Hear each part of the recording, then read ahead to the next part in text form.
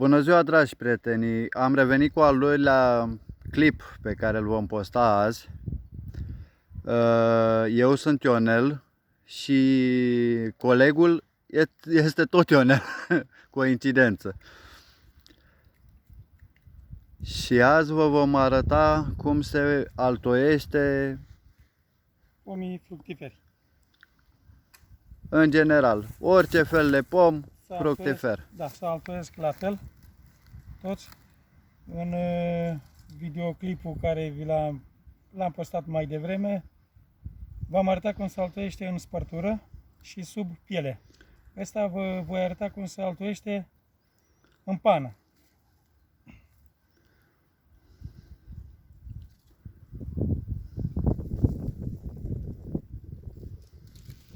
Altoiul tăiem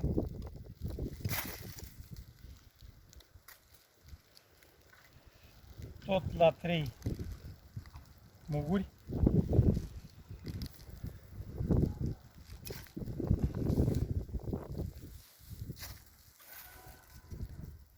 Portaltoiul vom tăia după aici, de la înălțimea asta, de vreo 40-45 de centimetri.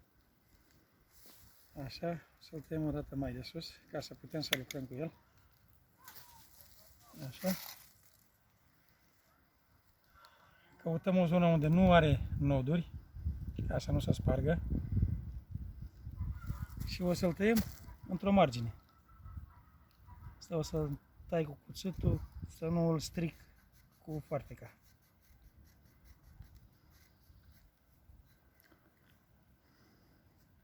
Să tai până la aproape de jumătatea lui.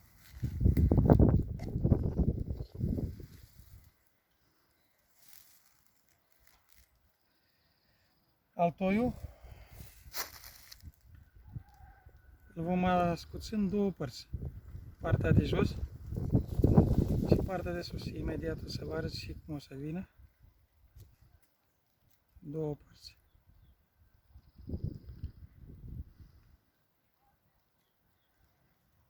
Încercăm să nu se spargă pielea pe margine.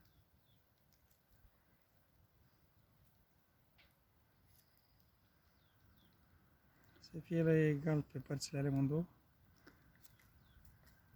Gen vârf de săgeat.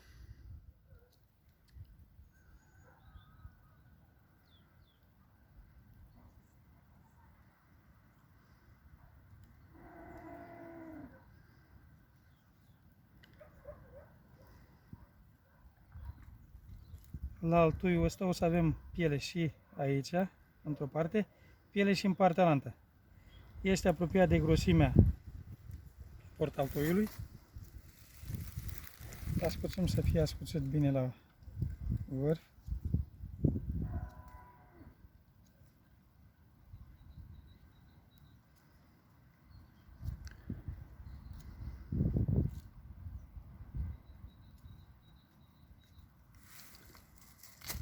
Și îl introducem exact unde trebuie.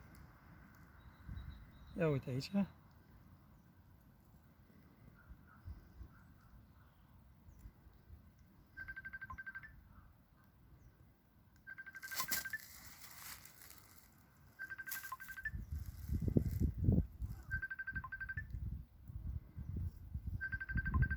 Trebuie să fim atenți să fie pielea pe piele, să nu...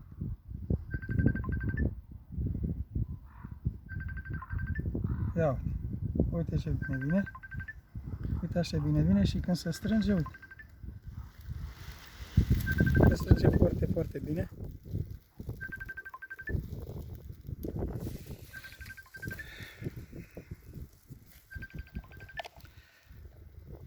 Ăstuia care altuim așa, nu le mai dăm cu pământ, nu le mai dăm cu nimica. Că vin foarte bine aici și nu vine rost să intre aerul. Tot așa îi strângem foarte bine.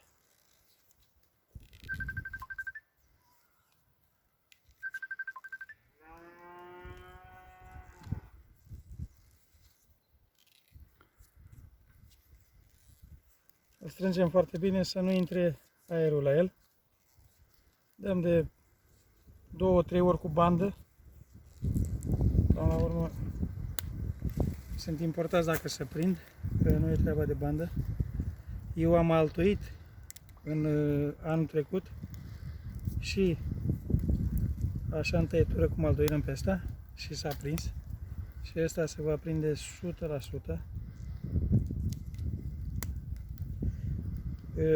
Acum au sevă destul de multă, cum au dat bombii ei.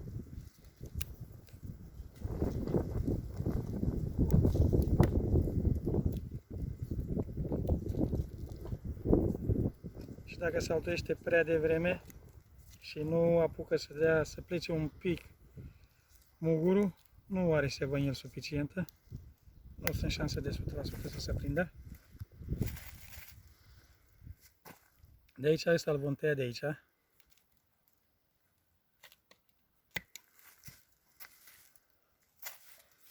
Să nu mai tragă seva și ăsta îl izolăm separat.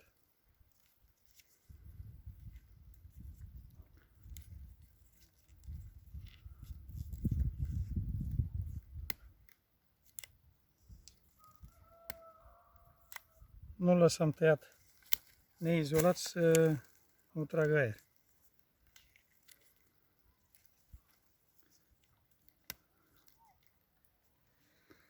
Noi revenim într-o săptămână când începe să deschidă mugurul și vă vom arăta cum evoluează altoii noștri.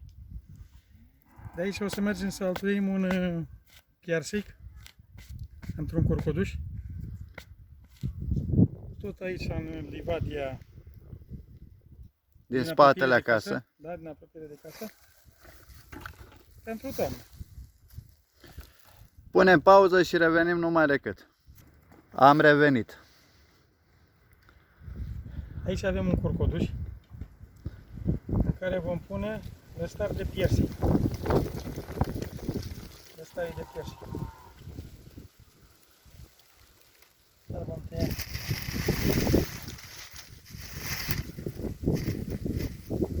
tot un 40 de cm are și ăsta de la pământ. 35-40 de cm. O să tăiem din zona asta că nu are noduri, aici are o cojiță spartă și un nod pe partea altă. Aici e o zonă unde nu are noduri.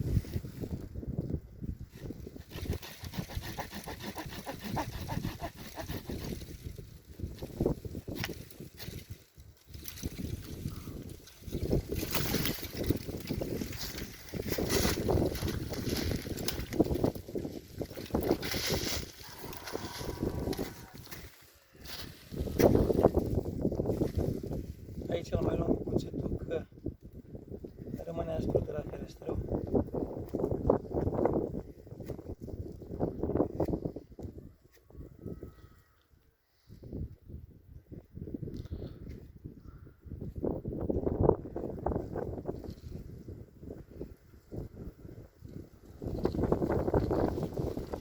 Și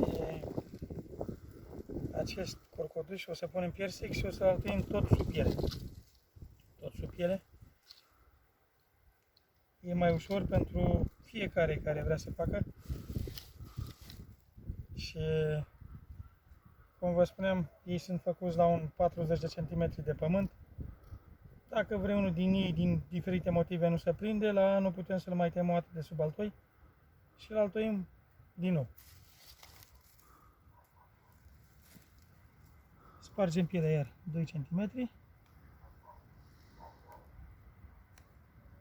O parte și alta.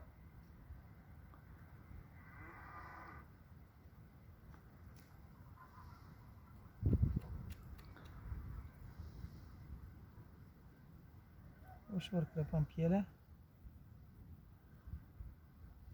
Pielea acum, dacă are sevă multă în el, imediat să dăm stânga și în dreapta de pe cuiete. Bun.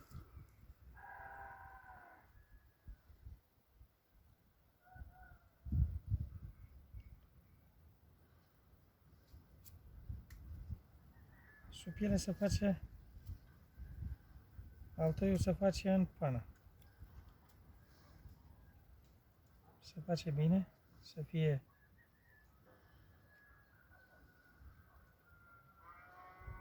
Ai o dungă dreaptă. La el. Băgăm cu lemnul pe lemn și coaja pe coajă.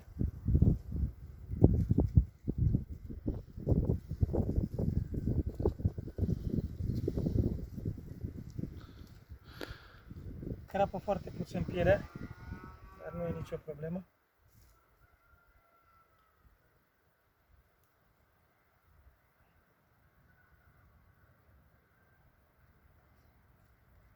Punem și pe următorul.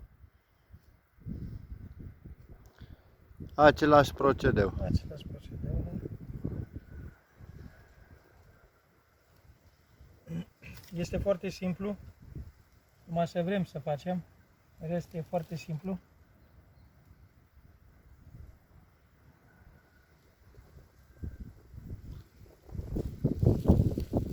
Și există șanse să se prindă 100%.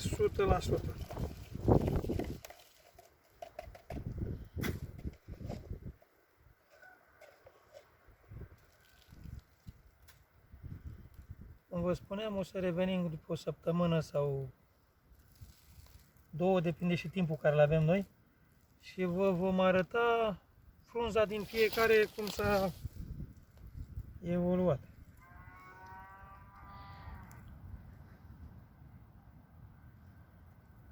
Dăm bine cu pământ să nu rămâie descoperit. Și acum mai dăm cu banda. Banda coborâm sub tăietura care o făcurăm.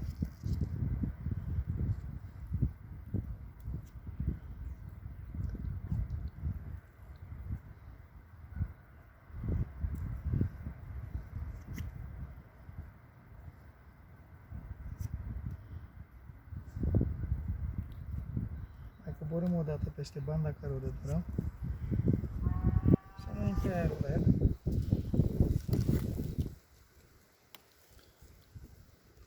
Deasupra îi dăm pe muguri frumos, să nu rămâne pe undeva gol. Uite, așezăm bine banda pe el. Așezăm bine și în partea altă.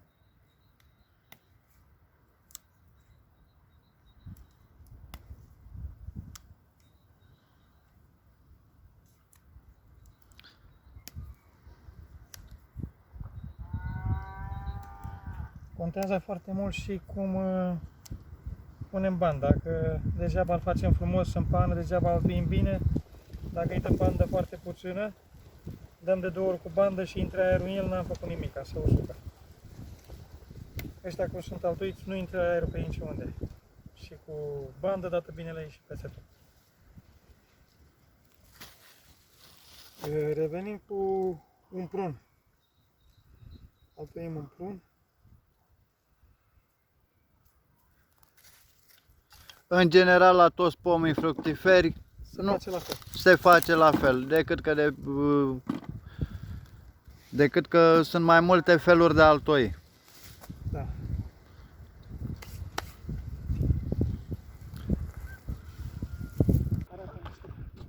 Am revenit cu un puiet de cireș altoit anul trecut în spărtură, care, mă rog, a evoluat foarte bine, uitați-l, s-a prins altoiul și mare inginerie nu este, trebuie doar voință. Iar acum vom altui un prun. Ce facem, Ionele, la asta? O să altuim și prunul ăsta tot sub piele, o să-l altuim. Tot sub piele o să altuim și prunul ăsta. Ne uităm pe el să aibă pielea fină, unde îl tăiem, să n-aibă noduri cum a avut pe aici crenguță. Astea sunt acasă, nu mai este în câmp. Suntem acasă și vă aducem la cunoștință că în toamnă, în momentul în care o să prindă altoiul la ceilalți pomi, care am altoit mai devreme, o să-i plantăm și pe... Da, și o să vă arătăm și cum se plantează acasă. Oricum o să revenim cu un videoclip peste 2-3 săptămâni în momentul în care o să prindă altoiul și să vedem cum evoluează frunza în ei și așa mai departe.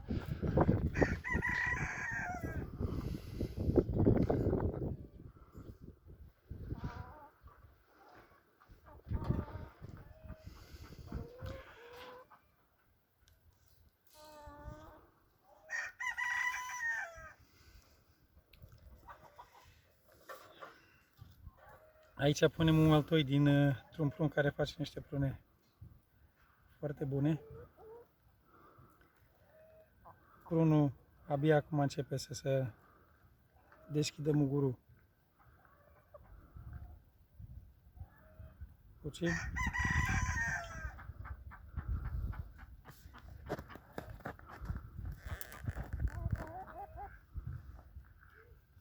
Spargem pielea tot la vreo 2 cm.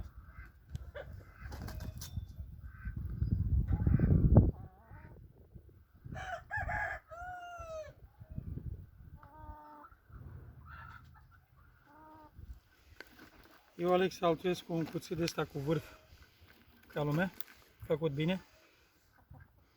Să nu sparg pielea când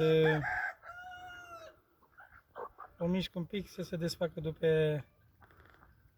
mijloc.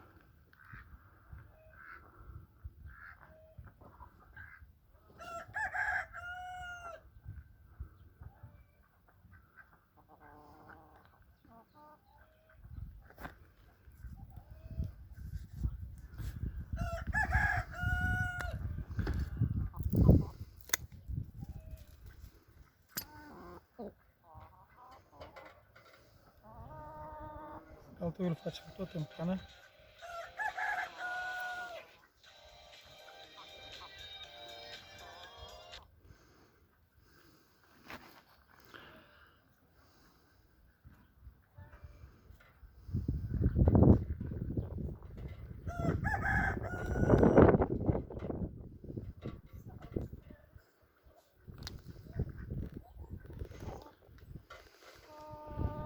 Mijlocul se pune pe mijloc și coaja rămâne pe coajă pe din afară.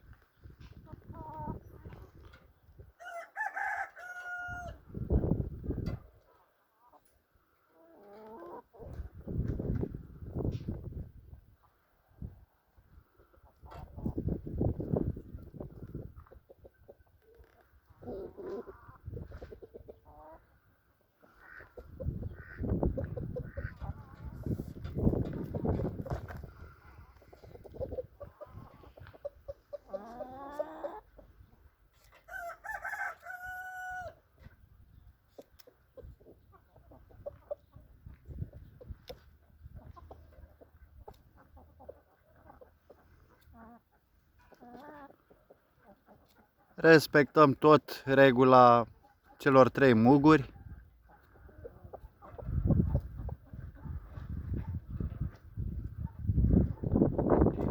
E bine, Ionel?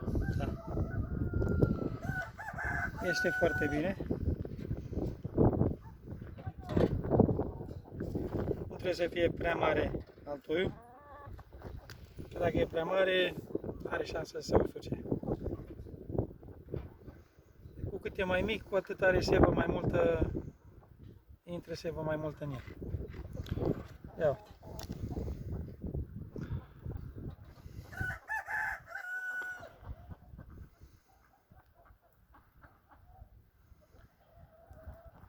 Așa rămâne, filmează și în partea asta, aici este.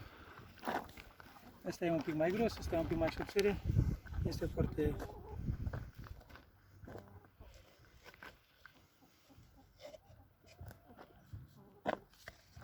Și le punem tot pământ în partea de supra.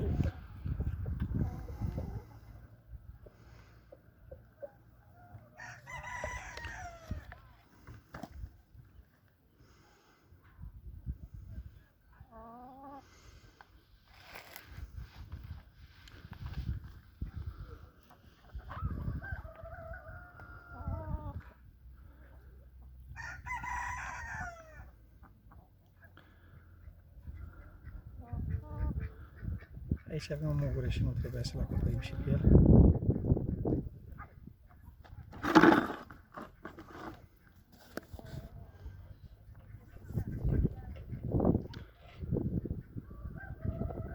bandă tot la desubt tăietură. Dat foarte bine cu bandă.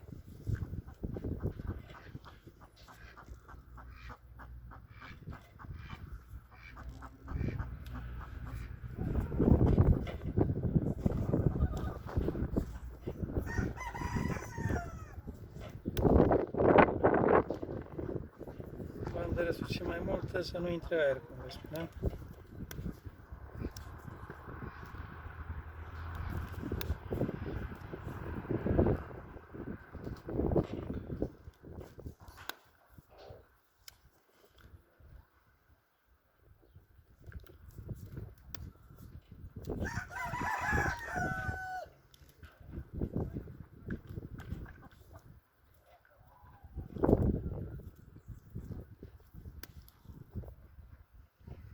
Cam asta a fost și prunul. Revenim cu un altui. Poate și la următoare și la vie.